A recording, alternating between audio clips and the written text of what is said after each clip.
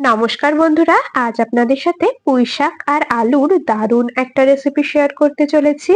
সম্পূর্ণ নিরামিষ এই রেসিপি যে কোনো নিরামিষ দিনে আপনারা বানিয়ে নিতে পারবেন। আর গরম ভাতের সাথে পুঁইশাকের এই রেসিপি থাকলে আর কিচ্ছু লাগবে না, মনে হবে যেন এটা দিয়েই এক থালা ভাত খেয়ে ফেলি। পুঁইশাক তো আপনারা অনেক রকম ভাবেই রান্না করে খেয়েছেন, তবে একবার এইভাবে বানিয়ে দেখতে পারেন, আশা করছি আপনাদেরও ভীষণ ভালো লাগবে। তাহলে বন্ধুরা চলুন আর বেশি দেরি না করে রেসিপিটা শুরু করা যাক। সবার প্রথমে এখানে আমি ওই 250 থেকে 300 গ্রামের মতো নিয়ে নিয়েছি পুঁই শাক। পুঁই শাকের ডাঁটা এবং পাতাগুলোকে সুন্দর করে কেটে নিচ্ছি। খুব বেশি পাতাগুলো কুচিয়ে কাটবার দরকার নেই, যেহেতু পুঁই শাকের পাতা একদম নরম হয়, রান্না করার সাথে সাথেই কিন্তু একদম গলে যাবে। তো একটু বড় বড় করেই কেটে নিচ্ছি। আর পুঁই শাকের ডাঁটার ওপরের যে পাতলা খোসা মতো থাকে সেটাকে কিন্তু হালকা করে ছাড়িয়ে নিতে হবে, ঠিক এইরকম ভাবে। তো এইভাবে আমি পুঁই শাকের ডাঁটা এবং পাতাগুলো কেটে নিই, তারপর আপনাদেরকে দেখাচ্ছি।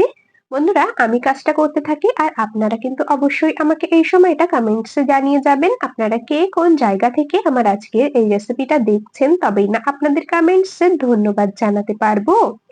এদিকে আপনাদের সাথে কথা বলতে বলতে আমি পুঁই শাকটাকে সুন্দর করে কেটে নিয়েছি। ওই মোটামুটি 1.5 থেকে 2 ইঞ্চির মতো লম্বা লম্বা রেখে ডাঁটাগুলোকে কেটে নিয়েছি, আর পাতাগুলো বেশ একটু বড় বড় করেই কুচিয়ে নিয়েছি। এখন একটা পাত্রে তুলে নেব আর পুঁই শাকগুলোকে পরিষ্কার করে ধুয়ে নেব কয়েকবার জল পাল্টে। কেটে নেওয়া পুঁই শাকগুলো একটা পাত্রে তুলে নিলাম আর এখন কয়েকবার জল পাল্টে ধুয়ে নেব। আর বন্ধুরা এখানে কিন্তু আপনারা পুঁই শাকের পরিমাণটা নিজেদের প্রয়োজন অনুযায়ী কম বেশি করে নিয়ে নেবেন। এখানে আমাদের পুঁই শাকটা একদম কাটা কমপ্লিট হয়ে গেছে, এখন এটাকে সাইডে সরিয়ে রাখবো। এখানে দেখুন একটা বেশ বড় সাইজের আলুকে এইরকম ডুমো ডুমো করে কেটে নিয়েছি। আলুর খোসা ছাড়িয়ে নিয়ে পরিষ্কার করে ধুয়ে তারপরে বেশ এইরকম বড় বড় ডুমো ডুমো করে কেটে নিয়েছি। আলুগুলোকেও সাইডে সরিয়ে রাখলাম। রান্নাটা করার জন্য চলে এলাম ওভেনের কাছে। ওভেনে বসিয়ে দিয়েছি একটা কড়াই। কড়াই গরম করে নিয়ে তাতে পরিমাণ মতো দিয়ে দিলাম সর্ষের তেল। আপনারা চাইলে সাদা তেলেও রান্নাটা করতে পারেন। তো তেলটা খুব ভালো করে গরম করে নিয়েছি। এখন এর মধ্যে কেটে ধুয়ে রাখা আলুগুলোকে দিয়ে দিলাম। অল্প পরিমাণে লবণ হলুদ দিয়ে আলুগুলো হালকা করে ভেজে নিতে হবে।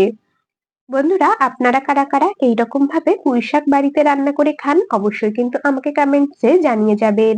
আর যদি কখনো এইভাবে না বানিয়ে থাকেন, একবার এইভাবে বানিয়ে দেখবেন, গরম ভাতের সাথে খেতে দারুণ লাগে। এদিকে আমি আলুগুলো লবণ হলুদ দিয়ে হালকা করে ভেজে তুলে নিলাম। এই তেলের মধ্যেই এখন ফোড়নে দিয়ে দিচ্ছি হাফ চামচের মতো কালো জিরে।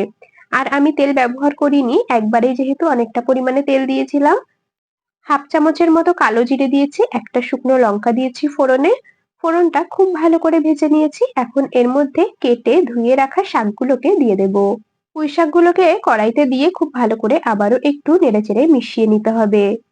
বন্ধুরা আমি কাজটা করতে করতে আপনাদের সাথে একটা কথা শেয়ার করে নিই। আপনারা যদি আমার আজকের এই রেসিপিটা ইউটিউব চ্যানেল থেকে দেখে থাকেন, অবশ্যই কিন্তু চ্যানেলটি সাবস্ক্রাইব করে রাখবেন। আর যদি ফেসবুক পেজ থেকে দেখে থাকেন, পেজটিকে ফলো করে রাখবেন এইরকম আরো দারুণ দারুণ রেসিপির আপডেট সবার আগে পাওয়ার জন্য। তো এদিকে আমি পুঁই শাকটা খুব ভালো করে একটু নেড়েচেড়ে নিয়ে তার মধ্যে পরিমাণ মতো লবণ দিয়ে দিলাম, হলুদ গুঁড়ো। লবণ হলুদ দিয়ে খুব ভালো করে আবারও একটু নেড়েচেড়ে মিশিয়ে নিচ্ছি। এখন এর মধ্যে দিয়ে দেব ভেজে রাখা আলু। আলুগুলো যেহেতু একেবারে হালকা করে ভাজা হয়েছে, যাতে ভালো মতো করে সেদ্ধ হয়ে যায়, সেজন্য আমি এখনই এর মধ্যে আলুটা ব্যবহার করে নিলাম। ভেজে রাখা আলুটা দিয়ে আবারও খুব ভালো করে একটু নেড়েচেড়ে নিচ্ছি। এখন ওই মোটামুটি 5 থেকে 7 মিনিটের মতো গ্যাসের ফ্লেম মিডিয়ামে রেখে ঢাকা দিয়ে রান্না করে নেব, যাতে করে আলু আর ডাঁটাগুলো বেশ ভালো মতো করে একটু সেদ্ধ হয়ে যায়। তো এটা রান্না হতে থাকুক ঢাকা দিয়ে। এই সময় আমি একটা মশলা বানিয়ে নেব, সেজন্য নিয়েছি একটা ছোট বাটি। তার মধ্যে 4 চামচ মেপে 1 চামচ দিয়ে দিচ্ছি কালো সর্ষে। আর দিয়ে দেব ওই চামচেরই 1 চামচ পোস্ত দানা। আর দিয়ে দেব 7 থেকে 8টার মতো কাঁচা লঙ্কা। এর মধ্যে আমি অল্প জল দিয়ে একদম মিহি করে আমি শিলেই বেটে নেব মশলাটা। যেহেতু একদম অল্প মশলা, সেজন্য শিলে বেটে নিচ্ছি। যদি বেশি মশলা হয় তাহলে কিন্তু মিক্সিতেও বেটে নিতে পারেন, তবে আমার মনে হয় এই সর্ষে পোস্ত শিলে বাটলেই একদম মিহি করে বাটা হয় আর খেতে বেশি ভালো লাগে। তো যাই হোক, এদিকে আমি মশলাটা সুন্দর করে বেটে নিয়েছি, সাইডে সরিয়ে রাখলাম। আবারও ওভেনের কাছে চলে এসেছি। কড়াইয়ের ঢাকাটাকে খুলে নিলাম। বেশ খানিকক্ষণ আমি এটা ঢাকা দিয়ে রান্না করে নিয়েছি, মোটামুটি 5 থেকে 7 মিনিটের মতো। আলু ডাঁটা সমস্ত কিছু মোটামুটি 70 থেকে 80% এর মতো সেদ্ধ হয়ে গেছে।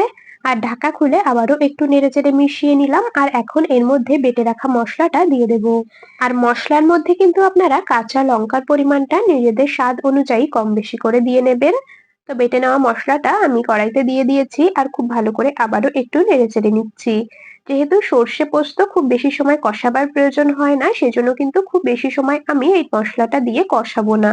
হালকা করে একটু নেড়েচেড়ে মিশিয়ে নেব। মোটামুটি মসলা দিয়ে আমি মিনিট খানিক বা ২ মিনিটের মতো রান্না করে নিয়েছি। এখন এর মধ্যে দিয়ে দিচ্ছি পরিমাণ মতো জল। যাতে করে আলু আর ডাঁটাগুলো একদম পুরোপুরি সেদ্ধ হয়ে যায় আর রান্নাটা বেশ একটু মাখা, মাখা তৈরি হয়। তো রান্নাতে আমি পরিমাণ মতো জল দিয়ে দিলাম। এখন আর কিন্তু ঢাকা দেব না। এইরকম ভাবেই রান্না করে নেব কিছুক্ষণ গ্যাসের ফ্লেম মিডিয়ামে রেখে। যাতে করে সমস্ত কিছু বেশ ভালো করে সেদ্ধ হয়ে যায়, এক্সট্রা যা জল আছে পুরোপুরি টেনে আসে আর রান্নাটা বেশ মাখো, মাখো তৈরি হয়। বেশ খানিকক্ষণ ধরে রান্না করে নিয়েছি। এখন আমি এর মধ্যে টেস্ট ব্যালেন্সের জন্য দিয়ে দিচ্ছি ওই হাফ চামচের মতো চিনি। যেহেতু নিরামিষ রেসিপি আর যেহেতু শাকের রেসিপি, সামান্য একটু চিনি দিলে খেতে ভীষণ ভালো লাগে। তবে যারা পছন্দ করেন না তারা স্কিপ করে যেতে পারেন। ঝোল দেখুন অনেকটাই টেনে এসেছে, বেশ মাখো, মাখো তৈরি হয়ে গেছে। এর থেকে কিন্তু আমি বেশি আর ঝোল শুকাবো না। এইরকমই একেবারে শুকনোও তৈরি হবে না, আবার খুব বেশি ঝোলও থাকবে না। বেশ এইভাবেই থাকবে, এইভাবেই আমি নামিয়ে নেব। আর আলু, ডাঁটা সমস্ত কিছু কিন্তু খুব ভালো মতো করে সেদ্ধ হয়ে গেছে আর রান্নাটাও আমাদের একদম কমপ্লিট হয়ে গেছে। গ্যাস অফ করে দিয়েছি আর এখন এটাকে একটা পাত্রে নামিয়ে রাখবো। গরম ভাতের সাথে বন্ধুরা এই পুঁই শাকের রেসিপিটা খেতে দুর্দান্ত লাগে। যেকোনো নিরামিষ দিনেই আপনারা এটা বানিয়ে নিতে পারেন। গরম ভাতে আর কিচ্ছু লাগবে না, মনে হবে এটা দিয়েই এক থালা ভাত খেয়ে ফেলি। রেসিপিটা আপনাদের কেমন লাগলো কমেন্টস করে অবশ্যই জানিয়ে যাবেন। যদি ভালো লেগে থাকে তবে ভিডিওটিতে একটি লাইক আর বন্ধুদের মধ্যে অনেক অনেক শেয়ার করে দেওয়ার অনুরোধ রইলো। তাহলে বন্ধুরা আজ এখানেই শেষ করছি। আবার দেখা হবে পরবর্তী কোনো রেসিপির সাথে। ততক্ষণ সকলে ভালো থাকবেন, সুস্থ থাকবেন।